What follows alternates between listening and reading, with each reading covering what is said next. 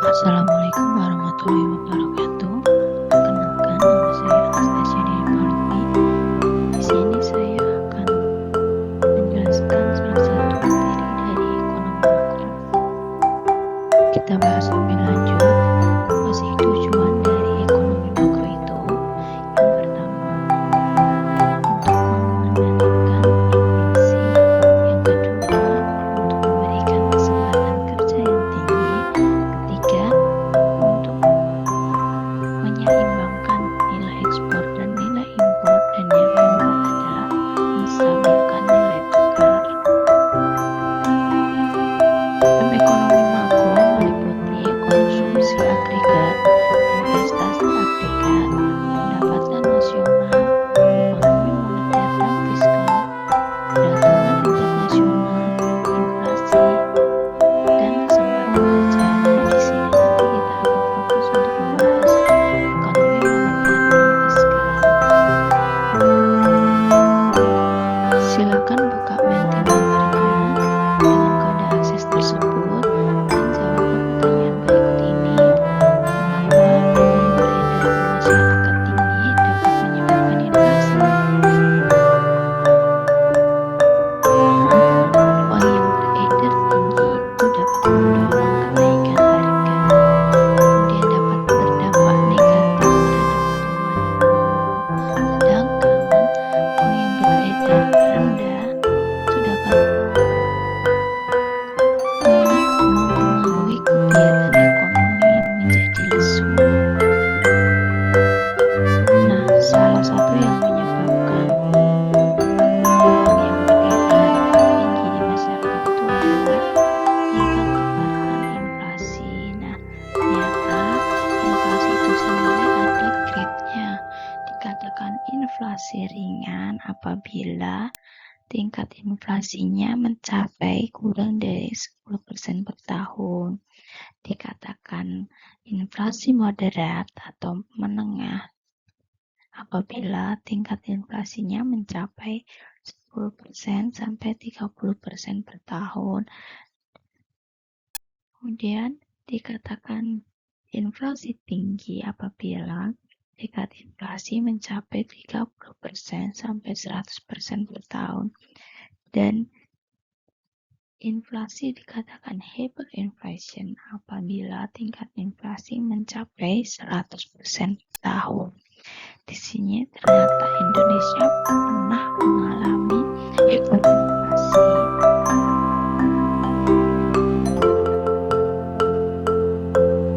Salah satu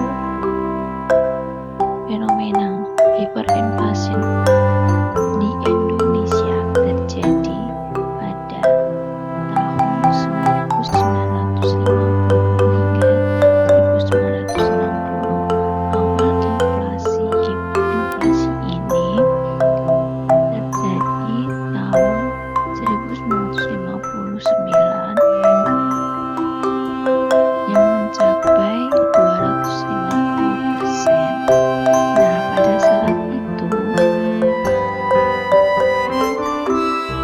pemerintah mengusulkan kebijakan Zenary, di mana kebijakan ini membagi menjadi dua bagian uang yang setengahnya dipakai sebagai alat pembayaran dan setengahnya dipakai sebagai pinjaman nasional, dibeli obligasi.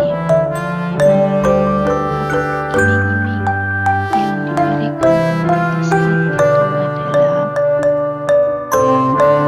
obligasi akan 30 tahun yang akan datang dan membayarkan negara 3% per tahun. Namun, karena sedikitnya pengetahuan yang dimiliki masyarakat kita, banyak yang tidak melakukan imbauan yang disarankan pemerintah tersebut dan menyebabkan inflasi yang semakin terus meningkat setiap tahunnya.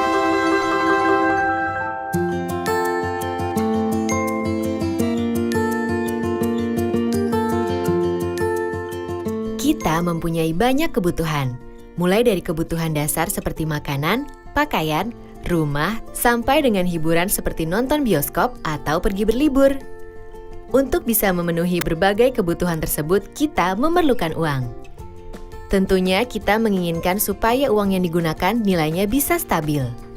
Coba bayangkan apabila uang yang kita gunakan nilainya berubah-ubah atau bergejolak. Contoh ekstrimnya, hari ini untuk berbelanja kebutuhan bulanan, kita harus mengeluarkan uang Rp500.000. Tiba-tiba bulan depan ketika kita belanja bulanan lagi dengan jumlah barang yang sama, harganya naik jadi 2 kali lipat. Dengan uang yang ada saat ini, kita hanya mendapatkan setengah dari kebutuhan bulanan kita. Artinya, nilai uang kita telah berkurang separuhnya. Kenaikan harga yang berlebihan dan terjadi dalam waktu singkat seperti ini akan membuat kehidupan masyarakat menjadi semakin sulit. Fenomena kenaikan harga berbagai barang dan jasa secara terus-menerus disebut inflasi. Perekonomian pada dasarnya membutuhkan inflasi dalam tingkat tertentu dan wajar untuk dapat tumbuh. Namun, inflasi yang terjadi secara berlebihan akan sangat merugikan kehidupan kita sehari-hari. Jadi memang terbukti sangat penting kan untuk menjaga stabilitas harga atau nilai rupiah kita. Lalu, siapa yang bertugas menjaga dan memelihara kestabilan harga di Indonesia? Nah, ini adalah tugas dari Bank Indonesia sebagai bank sentral. Bank Indonesia bertugas untuk melaksanakan kebijakan moneter yang salah satu bentuknya adalah menjaga kestabilan harga. Dengan kata lain, BI berusaha menjaga tingkat inflasi berada dalam target yang ditetapkan oleh pemerintah setelah berkoordinasi dengan BI. Untuk tahun 2015, 2016, dan 2017, target inflasi masing-masing ditetapkan sebesar 4 plus minus 1%, sedangkan tahun 2018 sebesar 3,5 plus minus 1%. Nah, bagaimana cara BI untuk mencapai target inflasi tersebut?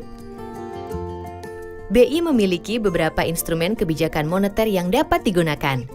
Tapi yang paling penting dan sering digunakan adalah suku bunga kebijakan BI atau biasa disebut BI Rate. Keputusan menentukan tingkat BI Rate dilakukan oleh Rapat Dewan Gubernur Bank Indonesia. Pengambilan keputusan terutama didasari oleh prospek pencapaian inflasi dan kisaran targetnya. Penentuan tingkat BI Rate ini akan mempengaruhi ekonomi dan inflasi di masyarakat. Apabila Rapat Dewan Gubernur BI melihat indikasi resiko meningkat dalam perekonomian, seperti jumlah uang beredar terlalu banyak, defisit transaksi berjalan membesar, utang luar negeri naik, tekanan inflasi ke depan diperkirakan lebih tinggi dalam kisaran targetnya, dan resiko faktor-faktor lain yang penting, maka BI akan menaikkan suku bunga BI Rate untuk mengendalikan resiko inflasi tersebut dan menjaga ekspektasi masyarakat. Di sisi lain, bila BI memandang tekanan inflasi ke depan terjaga, uang beredar cukup dalam perekonomian, serta resiko ekonomi terjaga, BI Rate dapat diturunkan. Namun kita juga perlu tahu bahwa inflasi di Indonesia juga dapat ditentukan oleh faktor lain, yaitu harga bahan makanan atau volatile food, dan harga barang akibat kebijakan atau administered price. BI juga menjaga inflasi di daerah tetap stabil. Caranya, BI bekerja sama dan berkoordinasi dengan pemerintah melalui forum kerjasama yang dinamakan Tim Pengendalian Inflasi Daerah. Bagaimana BI Rate dapat memengaruhi tingkat inflasi? BI Rate tersebut akan ditransmisikan melalui berbagai jalur seperti jalur suku bunga, jalur kredit, jalur nilai tukar, jalur harga aset, dan jalur ekspektasi. Jalur-jalur tersebut dinamakan transmisi kebijakan moneter. Nah, jadi kita kini bisa memahami jika BI menaikkan BI Rate dan sebaliknya juga jika BI Rate turun. Kebijakan ini semua dilakukan BI untuk menciptakan kestabilan harga dan perekonomian demi kesejahteraan kita semua.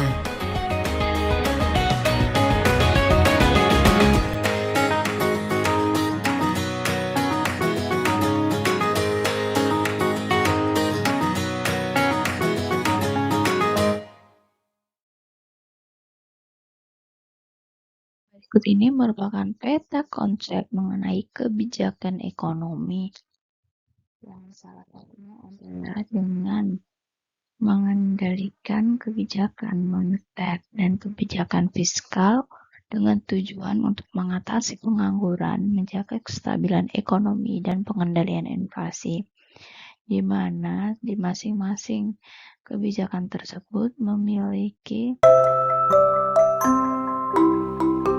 instrumen.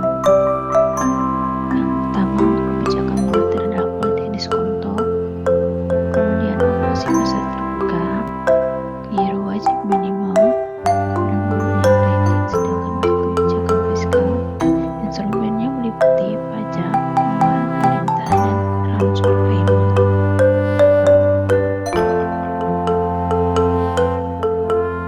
Kebijakan moneter adalah kebijakan yang dikeluarkan pemerintah melalui Bank Indonesia sebagai bank sentral Republik Indonesia. Sedangkan kebijakan fiskal merupakan kebijakan yang dikeluarkan pemerintah melalui Kementerian Keuangan bersama-sama wewenang kebijakannya oleh pemerintah, namun masing-masing kebijakan tersebut pada negara. Menurut Undang-Undang Nomor 3 Tahun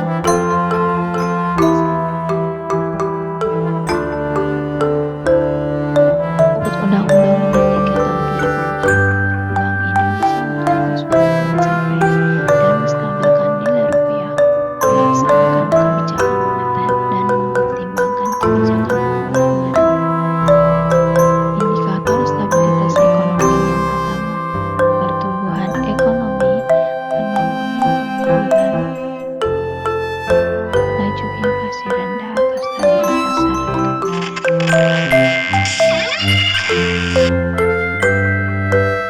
Assalamualaikum warahmatullahi wabarakatuh. Selamat datang kembali di Ruang Belajar. Pada kesempatan kali ini kita akan belajar bersama tentang kebijakan fiskal dan kebijakan moneter. Apa saja yang akan kita pelajari pada video pembelajaran kali ini? Kita akan mempelajari 4 hal. Pertama, pengertian, tujuan, dan instrumen kebijakan fiskal. Yang kedua, pengertian, tujuan, dan instrumen kebijakan moneter. Yang ketiga, perbedaan kebijakan fiskal dan moneter. Dan yang keempat, bagaimana penerapan kebijakan fiskal dan moneter di Indonesia. Kita akan membahas kebijakan fiskal. Pengertian kebijakan fiskal. Kata fiskal menurut Kamus Besar Bahasa Indonesia memiliki arti berkenaan dengan urusan pajak atau pendapatan negara. Dalam konsep ekonomi, kebijakan fiskal memiliki arti kebijakan yang diambil oleh pemerintah untuk menjaga stabilitas ekonomi yang terkait dengan pengaturan pendapatan dan belanja negara atau pengeluaran negara. Dalam prakteknya, yang menjalankan kebijakan fiskal adalah pemerintah, dipimpin oleh presiden dan dijalankan secara operasional oleh Kementerian Keuangan dan menteri-menteri terkait. Tujuan kebijakan fiskal. Pertama, meningkatkan pendapatan dan pertumbuhan ekonomi. Yang kedua, mendorong tumbuhnya lapangan kerja sehingga dapat mengurangi pengangguran. Yang ketiga, menjaga stabilitas harga sehingga dapat menekan inflasi. Dan yang terpenting yang keempat adalah menjaga stabilitas ekonomi. Instrumen kebijakan fiskal. Ada 2 instrumen utama kebijakan fiskal, yakni pengeluaran negara dan penerimaan negara. Pengeluaran negara merupakan semua pengeluaran yang dilakukan oleh pemerintah untuk berbagai kegiatan operasional, pembangunan, dan kegiatan lain yang dilakukan oleh negara. Ada 4 bentuk pengeluaran negara. Pertama, belanja rutin. Yang kedua, belanja pembangunan. Yang ketiga, subsidi. Dan yang keempat adalah insentif. Belanja rutin terkait dengan pengeluaran untuk operasional negara, misalkan membayar gaji. Belanja pembangunan terkait dengan upaya untuk membangun sebuah negara, misalkan membangun infrastruktur. Subsidi terkait dengan pemberian bantuan kepada masyarakat, kepada negara secara tidak langsung lewat pemotongan harga atau biaya. Sementara insentif merupakan pemberian bantuan uang kepada rakyat oleh negara secara langsung, misalkan bantuan langsung tunai atau BLT. Penerimaan negara merupakan berbagai sumber penerimaan yang dapat dijadikan alternatif untuk mengisi kas negara. Ada 4 sumber penerimaan negara. Pertama, pajak, merupakan pungutan wajib dari pemerintah atau dari negara kepada rakyat. Kemudian bea cukai, Bea cukai merupakan pungutan yang dilakukan oleh pemerintah terhadap barang impor ataupun ekspor, serta terhadap barang-barang tertentu yang diatur khusus oleh undang-undang, misalkan rokok. Yang ketiga adalah penerimaan negara bukan pajak, misalkan penerimaan negara berasal dari sitaan, denda, dan lain sebagainya. Dan sumber keempat adalah hutang atau hibah. Hutang merupakan pinjaman yang diberikan kepada negara dari pihak ketiga, sedangkan hibah merupakan pemberian yang diberikan kepada negara.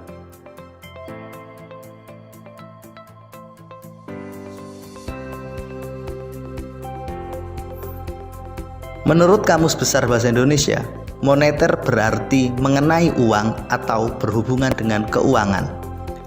Secara ekonomi, kebijakan moneter memiliki makna kebijakan yang diambil oleh negara, dalam hal ini otoritas moneter, otoritas keuangan, untuk menjaga stabilitas ekonomi sebuah negara dengan cara melakukan pengaturan terhadap peredaran uang. Pelaksana kebijakan moneter adalah Bank Sentral. Di Indonesia, pelaksana kebijakan moneter adalah Bank Indonesia. Tujuan kebijakan moneter. Ada 4 tujuan utama kebijakan moneter. Pertama, menjaga stabilitas ekonomi negara. Yang kedua, menjaga keseimbangan neraca pembayaran. Yang ketiga, menjaga stabilitas harga dan menekan inflasi. Dan yang terakhir, mendorong tumbuhnya lapangan kerja baru. Instrumen kebijakan moneter. Ada 3 instrumen utama kebijakan moneter. Pertama, kebijakan diskonto. Yang kedua, kebijakan operasi pasar terbuka. Dan yang ketiga adalah kebijakan cadangan kas. Kebijakan diskonto merupakan kebijakan yang diambil oleh Bank Sentral, dalam hal ini melakukan penetapan nilai suku bunga yang harus dibayarkan oleh Bank Umum kepada Bank Sentral. Dengan kata lain, kebijakan diskonto merupakan kebijakan yang dilakukan oleh Bank Indonesia dengan mematok nilai suku bunga. Bank Indonesia melakukan penyesuaian suku bunga setiap sebulan sekali. Kebijakan operasi pasar terbuka. Kebijakan ini terkait dengan upaya Bank Sentral untuk menjaga stabilitas nilai tukar mata uang dalam negeri, dalam hal ini rupiah, terhadap mata uang luar negeri. Bank Indonesia melakukan campur tangan terhadap jalannya perdagangan di pasar modal dan juga di pasar keuangan. Campur tangan ini berupaya menjaga agar nilai tukar rupiah dan nilai pasar modal stabil. Kebijakan cadangan kas merupakan penetapan nilai cadangan yang harus dimiliki oleh Bank Umum.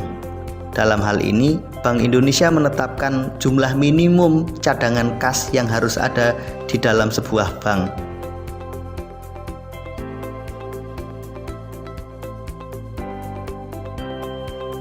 Kebijakan ekspansif dan kebijakan kontraktif. Kebijakan ekspansif merupakan kebijakan yang diambil dengan satu tujuan untuk meningkatkan pertumbuhan ekonomi, meningkatkan lapangan kerja, dan mendorong investasi dan tumbuhnya daya beli masyarakat. Kebijakan ekspansif diambil pada saat kondisi perekonomian di sebuah negara mengalami lesu, penurunan, atau mengalami depresi. Seperti hari ini, pada saat kita menghadapi kondisi COVID-19, maka negara mengambil kebijakan ekspansif. Kebijakan ekspansif baik fiskal ataupun moneter bertujuan agar daya beli masyarakat meningkat. Kebijakan ekspansif fiskal ditempuh dengan meningkatkan pengeluaran pemerintah dan mengurangi penerimaan pemerintah dari sektor pajak. Pemerintah akan meningkatkan pengeluarannya, akan meningkatkan belanjanya. Di saat yang sama, pemerintah akan mengurangi beban pajak yang harus dibayarkan oleh masyarakat. Dengan kebijakan ini, pemerintah berharap daya beli masyarakat akan meningkat, mengingat beban pajak yang ditanggung oleh rakyat berkurang. Dari sisi moneter, kebijakan ekspansif diambil dengan cara mengurangi suku bunga dan mengurangi jumlah cadangan kas pada bank-bank umum. Kebijakan ini diharapkan dapat mendorong jumlah uang yang beredar di masyarakat. Bertambahnya jumlah uang yang beredar di masyarakat membuat masyarakat bergairah untuk melakukan belanja sehingga daya belinya meningkat. Dengan mengurangi nilai bunga, maka masyarakat enggan menabung mengingat bunganya rendah. Di saat yang sama, masyarakat juga akan sangat terbantu karena bunga bank yang rendah membuat mereka mudah melakukan aktivitas bisnis. Kebijakan ekspansif dilakukan secara bersama-sama, baik ekspansif moneter maupun ekspansif fiskal. Mengingat kebijakan moneter dan kebijakan fiskal merupakan satu kebijakan yang utuh yang dilakukan oleh sebuah negara walaupun dijalankan oleh institusi yang berbeda. Berikutnya, kebijakan kontraktif. Kebijakan ini juga disebut sebagai kebijakan pengetatan. Pemerintah menerapkan kebijakan pengetatan dikarenakan terjadinya laju inflasi yang tinggi. Harga-harga mengalami kenaikan yang mengakibatkan terjadinya penurunan daya beli masyarakat. Kebijakan kontraktif secara fiskal dilakukan dengan mengurangi belanja negara, menaikkan pajak, mengurangi subsidi. Sedangkan dari sisi moneter, kebijakan konstruktif dilakukan dengan cara menaikkan suku bunga, menaikkan cadangan kas di dalam bank umum. Dengan menaiknya suku bunga diharapkan jumlah uang yang beredar semakin berturun. Begitu juga dengan menaikkan cadangan kas dalam bank umum membuat bank berhati-hati atau sangat selektif dalam memberikan kredit karena mereka punya batas cadangan kas yang harus dijaga sehingga uang yang ada di dalam kas bank tidak digunakan untuk menyalurkan kredit secara keseluruhan kepada masyarakat.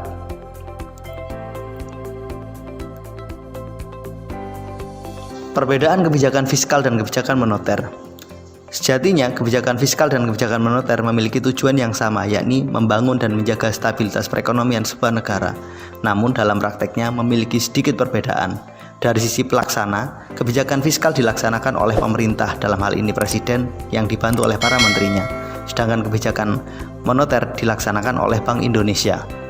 Dari sisi instrumen utama kebijakan fiskal adalah aspek pengeluaran dan penerimaan negara. Sedangkan instrumen utama kebijakan moneter adalah penetapan nilai suku bunga, penetapan cadangan kas pada bank umum, dan operasi pasar terbuka.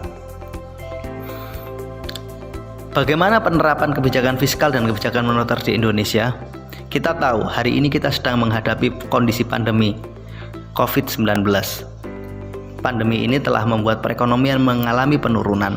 Menghadapi kondisi tersebut, maka pemerintah menerapkan kebijakan ekspansif, yakni sebuah kebijakan yang berupaya untuk mengatasi penurunan kondisi perekonomian. Kebijakan ekspansif secara fiskal ditunjukkan dengan meningkatkan pengeluaran negara.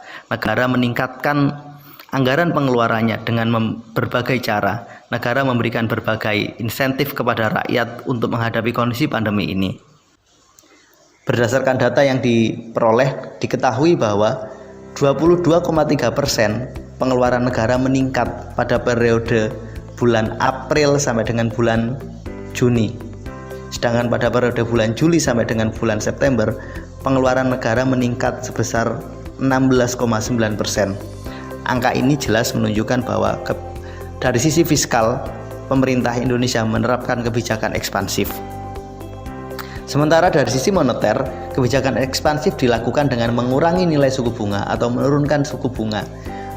Dari data yang dirilis oleh BPS dan BI diketahui bahwa suku bunga Bank Indonesia pada Desember 2018 adalah 6%. Kemudian pada Desember 2019 adalah 5%. Pada Januari 2020, suku bunga yang ditetapkan Bank Indonesia masih stabil di angka 5%.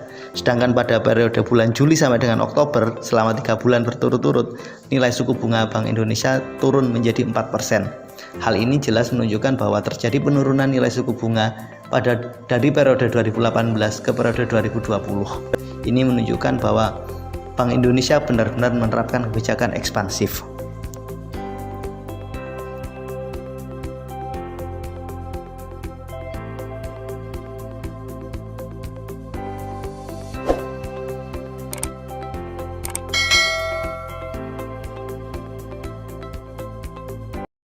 perubahan kebijakan moneter. Yang pertama, menjaga stabilitas ekonomi, menjaga keseimbangan neraca pembayaran, menjaga stabilitas harga atau menekan inflasi, dan yang terakhir mendorong tumbuhnya lapangan kerja.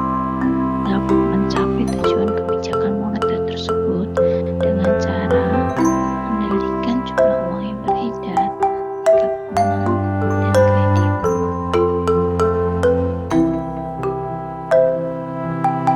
Penyebab perekonomian lesu yang pertama, berkurangnya pendapatan masyarakat.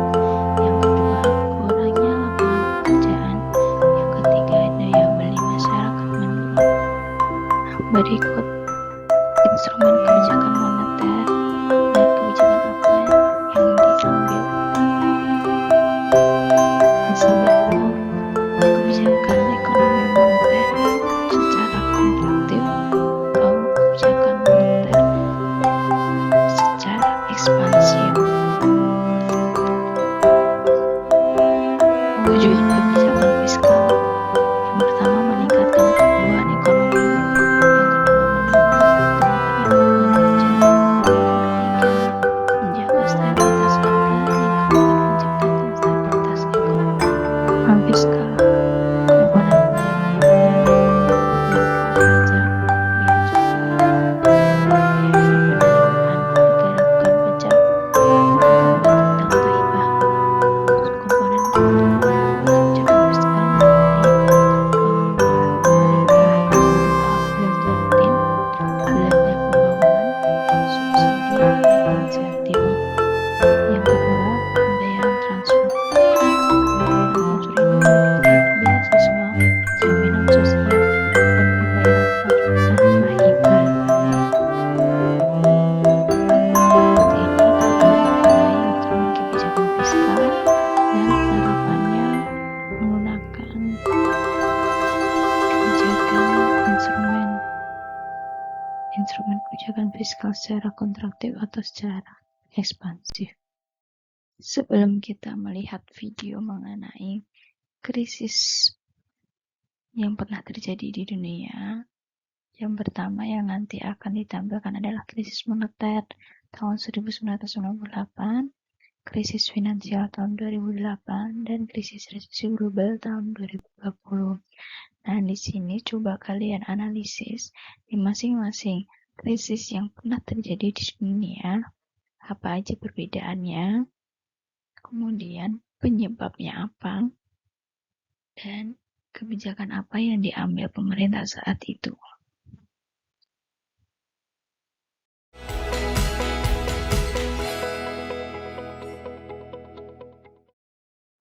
Hai semua, ketemu lagi sama aku Luna. Selamat datang di channel Ngomongin Uang. Mungkin sebagian dari kamu udah pernah dengar kalau Indonesia pernah ngalamin beberapa kali krisis. Mulai dari krisis moneter atau krisis finansial Asia di tahun 98. Ada juga krisis finansial global di tahun 2008. Dan yang terakhir adalah resesi global akibat pandemi COVID-19 di tahun 2020 ini.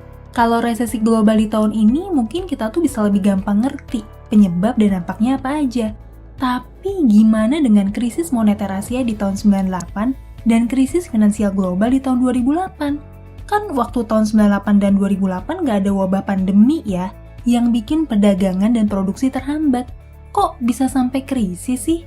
Nah, di video kali ini aku bakal ngebahas nih tentang krisis-krisis yang pernah kita alami.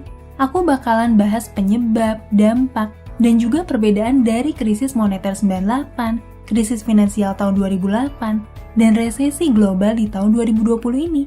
Yuk kita mulai pembahasannya. Oke, kita mulai dulu dengan ngebahas resesi yang kita alami bersama di tahun 2020 ini. Kita kan sama-sama tahu nih, kalau tahun 2020 tuh jadi kejutan yang luar biasa. Bukan cuma buat dunia kesehatan, tapi juga buat dunia ekonomi dan perdagangan di seluruh dunia. Karena nyatanya, pandemi ini tuh nggak cuma nyerang kesehatan doang, tapi juga nyerang ekonomi, karena miliaran orang di dunia tiba-tiba aja terganggu aktivitasnya akibat kebijakan lockdown dan pembatasan aktivitas lain. Hal ini tuh nyebabin banyak sektor industri dan perdagangan ngalamin penurunan yang luar biasa parah, khususnya industri pariwisata dan turunannya, misalnya bisnis transportasi, penginapan, restoran, tempat hiburan, dan segala bentuk bisnis yang ngebutuhin kehadiran orang secara fisik dalam jumlah banyak. Perlambatan aktivitas ekonomi dalam perdagangan dan konsumsi ini tuh terpotret dari tingkat GDP sepanjang tahun 2020 ini, yang emang ngalamin penurunan tajam di berbagai belahan dunia, sampai akhirnya nyebabin banyak negara masuk ke fase resesi ekonomi, termasuk Indonesia. Buat kamu yang mungkin baru kenal sama channel ini, sebetulnya kami udah pernah nih ngebahas beberapa video terkait dampak COVID-19 terhadap ekonomi, dan juga penjelasan tentang resesi ekonomi yang lagi kita jalanin. Buat kamu yang belum nonton, bisa tonton 2 video itu ya. Sekarang kita lanjut bahas tentang krisis finansial tahun 2008 yuk. Penyebabnya apaan sih? Beda nih sama resesi di tahun 2020, yang bermula dari tekanan ekonomi di sektor real atau sektor perdagangan. Krisis di tahun 2008 itu bermula dari sektor finansial. Gimana sih ceritanya? Jadi gini, krisis 2008 itu pada dasarnya dipicu sama kredit KPR di Amerika yang membengkak sangat besar, dan banyak masyarakat di Amerika tuh yang nggak sanggup buat bayar tagihan KPR mereka. Hal itu bikin aliran dana di institusi keuangan seluruh dunia macet, dengan status utang, jaminan, dan asuransi yang kacau banget. Sampai-sampai banyak pihak di industri keuangan tuh saling tunjuk dan saling nyalahin satu sama lain. Aku coba ceritain deh ya ilustrasi masalahnya secara sederhana, biar kamu bisa lebih kebayang. Di Amerika itu semua orang mimpi bisa punya rumah sendiri, bahkan sampai ada istilahnya nih, yaitu American Dream. Jadi wajar aja kalau banyak masyarakat di Amerika tuh ngajuin KPR supaya bisa beli rumah dengan cara mencicil. Masalahnya, industri kredit perbankan di Amerika di tahun-tahun itu tuh nggak terlalu ketat gitu buat ngawasin kelayakan kredit dari masyarakatnya. Sistem seleksi dari perbankan tuh nggak berjalan dengan baik. Masyarakat yang pekerjaannya nggak jelas, orang yang kerjanya serabutan, bahkan imigran yang belum punya pekerjaan tetap aja tuh bisa ngajuin KPR dengan gampang. Apalagi nih, para sales kredit rumah tuh juga cuma fokus ngejar bonus penjualan doang yang mereka dapetin kalau berhasil jual rumah dengan basis KPR. Ironisnya lagi, kredit KPR yang gak sehat ini tuh dirasionalisasiin sama harga perumahan yang terus melonjak tinggi selama bertahun-tahun di Amerika. Hal itu nyebabin masyarakat semakin pengen cepet-cepet ngambil KPR sebelum harga rumah tuh jadi semakin mahal. Bahkan nih, saking drastisnya kenaikan harga rumah di Amerika, kalau aja ada keluarga yang gak sanggup ngelanjutin pembayaran KPR, penjualan rumahnya itu udah lebih dari cukup buat ngelunasin utang kreditnya. Dengan logika kayak gitu, makin banyak aja masyarakat yang terus pengen beli rumah dengan sistem KPR, termasuk dari golongan masyarakat yang seharusnya tuh belum layak buat dapetin hak kredit tersebut. Ditambah lagi, kenaikan harga rumah di Amerika tuh dianggap sebagai sesuatu yang bakalan terus terjadi. Hal itu bikin banyak institusi keuangan di Amerika yang ngejaminin surat utang kredit rumah sebagai bagian dari portofolio investasi yang dijual ke nasabah retail. Karena harga rumah terus makin naik, maka harga surat berharga yang berisi jaminan utang kredit itu juga makin diminati investor nih, dan harganya juga terus bertumbuh naik. Belum lagi, risiko kredit macet di Amerika ini tuh juga dijaminin ke banyak perusahaan asuransi raksasa, bahkan dijamin juga sama negara Amerika. Masalah ini tuh jadi makin berat karena aturan baru dari Presiden Clinton yang memungkinkan bank tabungan untuk turut berpartisipasi dalam investasi berisiko tinggi, kayak KPR berisiko tinggi atau subprime mortgage, yang sebelumnya tuh terbatas cuma buat bank investasi doang. Dimana nih, uang tabungan rakyat Amerika tuh juga turut dipertaruhin. Dari semua gejala tadi, mungkin kamu udah bisa nebak sendiri, bakalan banyak utang kredit yang gak sanggup dilunasi, khususnya dari golongan masyarakat yang emang seharusnya tuh belum layak buat ngajuin kredit. Dan ketika kredit utang yang macet tuh semakin banyak, industri perbankan di Amerika ngalamin krisis likuiditas dengan status jutaan utang kredit yang macet. Hal ini tuh berdampak secara sistemik kepada hancurnya produk-produk investasi, kayak reksadana yang isinya tuh adalah jaminan utang kredit KPR. Belum lagi, banyak perusahaan asuransi di seluruh dunia yang gak sanggup nanggung klaim asuransi yang bertumpuk sangat banyak melampaui kemampuan likuiditasnya. Semua kekacauan di industri keuangan ini tuh juga berdampak nih pada kepanikan para investor di bursa saham yang narik dana mereka, sampai akhirnya nyebabin kejatuhan harga saham di seluruh dunia, termasuk Indonesia. Dan yang terakhir, kita bakalan bahas krisis finansial Asia di tahun 97-98, atau kalau di Indonesia tuh lebih populer dengan nama krisis moneter atau Krismon tahun 98. Mungkin kamu masih ingat pas masih kecil di tahun 98, banyak banget berita mencekam baik dari sisi politik, demonstrasi mahasiswa, sampai nilai tukar rupiah yang sangat anjlok. Dari yang tadinya tuh $1 setara sama Rp2.000, nilainya menyusut sampai-sampai $1 tuh setara sama Rp16.000. Gara-gara kejatuhan nilai tukar rupiah itu, ada banyak banget bank dan perusahaan yang bangkrut di Indonesia. Sebetulnya pemicunya apa sih? Yuk kita bahas. Oh iya, sebelum aku bahas lebih lanjut, aku mau disclaimer dulu nih dikit. Di video ini aku cuma bakalan bahas Krismon dari sisi keuangannya aja. Jadi aku nggak bakalan terlalu bahas dari sisi politik ataupun krisis sosial yang terjadi di Indonesia. Nah, mungkin banyak di antara kamu yang masih belum tahu nih, kalau krisis moneter tahun 98 itu awal mulanya dipicu dari krisis negara tetangga kita, yaitu Thailand. Wah, gimana ceritanya nih? Thailand tuh bisa jadi penyebab krisis finansial di Asia, termasuk Indonesia. Jadi gini ceritanya, di awal tahun 90-an, ada ketimpangan antara suku bunga di Thailand dengan negara-negara lain, khususnya sama negara Jepang. Jadi saat itu, suku bunga di Thailand tuh sangat tinggi, sampai sekitar 10%-an. Sementara suku bunga di negara Jepang sangat rendah, ada di level 2%-an per tahun. Kondisi itu tuh bikin beberapa pengusaha di Thailand pengen nyoba bikin skema bisnis yang manfaatin ketimpangan suku bunga antar dua negara tersebut. Caranya gimana tuh? Sederhananya nih, dengan bikin perusahaan falas atau forex, terus perusahaan tersebut tuh pinjem uang dalam jumlah besar ke Jepang yang bunga pengembaliannya rendah. Terus, dana tersebut tuh didistribusiin jadi utang kredit di Thailand yang punya pengembalian bunga yang tinggi. Awalnya nih, aliran dana segar buat UMKM dan masyarakat Thailand tuh terlihat positif karena pertumbuhan ekonomi di Thailand tumbuh di atas 8% di awal tahun 90-an, khususnya di industri ekspor nih. Thailand tuh semakin produktif jual hasil produksi dalam negerinya ke pasar luar negeri.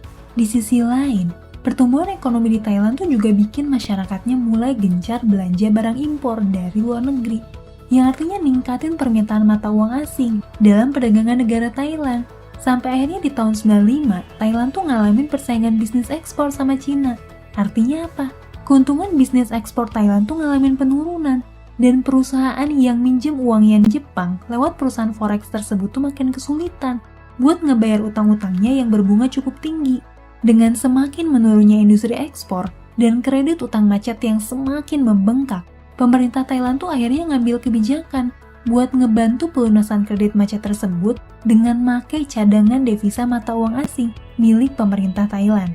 Di sisi lain nih, Thailand tuh saat itu juga ngeberlakuin kebijakan moneter dengan mematok nilai tukar mata uang baht terhadap USD pada level yang stabil. Wah, kok bisa sih bikin nilai tukar mata uang jadi stabil? Secara teknis, hal itu bisa dilakuin dengan ngorbanin cadangan devisa negara. Jadi gini, pemerintah tuh pakai cadangan devisa negara buat mengintervensi tingkat fluktuasi permintaan baht terhadap USD. Artinya nih, pemerintah Thailand tuh ngeluarin cadangan devisa dolarnya dalam jumlah yang sangat banyak dan menuhin bursa perdagangan mata uang buat muatin baht. Masalahnya, cadangan devisa negara Thailand tentu ada batasnya dan gak mungkin selamanya tuh bisa nahan kredit macet dan menstabilkan nilai mata uang baht. Akhirnya apa yang terjadi? Tanggal 2 Juli 97, pemerintah Thailand tuh mencabut kebijakan buat menstabilkan nilai tukar baht. Jadi nilai tukarnya tuh dibiarin aja berfluktuasi berdasarkan permintaan dan penawaran di bursa perdagangan mata uang. Akibatnya nih, nilai baht itu turun 20% hari itu juga. Hal itu tuh bikin seluruh dunia investasi sangat kaget dan ngakibatin kepanikan besar di Asia. Amblesnya nilai mata uang Thailand yang sedrastis itu dalam waktu singkat bikin reaksi berantai di kalangan investor, termasuk yang nanemin uangnya di Indonesia, Malaysia, dan negara-negara berkembang di Asia. Nilai tukar rupiah tuh langsung ngadepin tekanan jual yang sangat tinggi di pasar keuangan. Bank sentral di banyak negara Asia itu harus nguras cadangan devisanya kalau mau menstabilkan nilai mata uang negaranya. Tapi gimana pun, cadangan devisa negara tuh tentu punya batas kemampuannya. Dalam kasus rupiah, Bank Indonesia tuh terpaksa bikin nilai rupiah mengambang bebas di tanggal 14 Agustus 97. Nilai rupiah pun terjun bebas dari yang tadinya Rp2.000 per dolar Amerika sampai akhirnya sempat tembus Rp16.000 per dolar Amerika. Anjloknya nilai tukar rupiah di tahun 97-98 itu bikin dampak sistemik yang luar biasa buat banyak perusahaan dan institusi finansial yang punya utang dalam bentuk dolar. Bayangin aja, perusahaan yang tadinya cuma punya utang sebesar 2 miliar, tiba-tiba aja perusahaan tersebut tuh jadi punya utang sebesar 16 miliar rupiah. Hal itulah yang nyebabin banyak perusahaan jatuh bangkrut, termasuk banyak lembaga perbankan di Indonesia. Nah, itulah cerita singkat tentang 3 krisis yang pernah kita alami bersama selama 30 tahun terakhir. Semoga bisa nambah wawasan dan pengetahuan kamu. Oh iya, buat kamu yang pernah ngelewatin ketiga krisis tersebut, ceritain pengalaman kamu yuk di kolom komentar. Sampai ketemu lagi di video selanjutnya. Tetap di channel Ngomongin Uang, karena ngomongin uang gak ada habisnya. Disimak videonya. Terima kasih. Nah, salah satu penerapan mengenai krisis resesi global tahun 2020 di Indonesia adalah menurunkan tingkat suku bunga. Nah, di sini kita bisa lihat pada tahun 2018 suku bunganya 6%. Kemudian turun awal pandemi tahun 2019 bulan Desember, nilai bunganya turun jadi 5%. Nah, di bulan Juli sampai dengan Oktober 2020, nilai bunganya turun menjadi 4%. Namanya penerapan kebijakan moneter dengan cara menurunkan tingkat suku bunga. Untuk kebijakan fiskalnya, pemerintah memberikan insentif pajak. Nah, ini berarti kebijakan yang diambil secara ekspansif. Menurut data BPS, 22,3% meningkat dari bulan April sampai dengan Juni 2020. Pada bulan Juli sampai dengan September 2020 peningkatan 16,9%.